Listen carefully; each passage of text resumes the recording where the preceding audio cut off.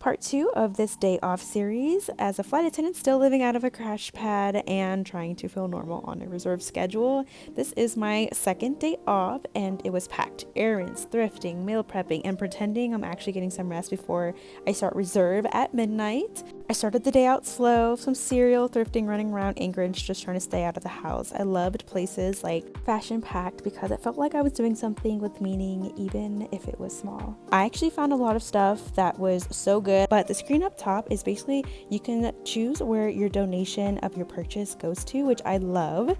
I tried to continue romanticizing my day. I wandered into this little hybrid planned grocery store. I got a smoothie and then I did continue on and I tried a new toast place, and if I'm totally being honest with you guys, I ended up so disappointed. You will see it on my face.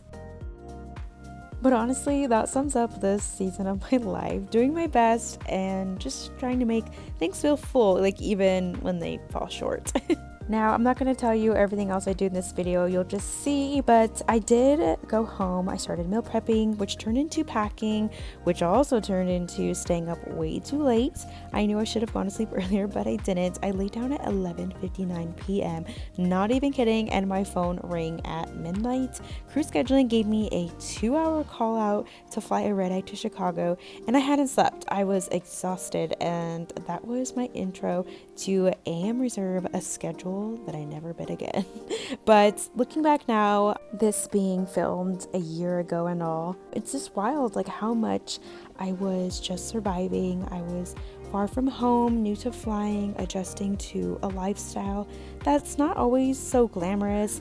I was honestly struggling with some depression, like I mentioned in the last video, and just trying to find rhythm in something that rarely gives you one, I guess. I didn't know it then, but I was building resilience quietly, imperfectly, and I'm proud of her. The me that meal prepped, pushed through, made space for little moments of joy, and yet she kept going.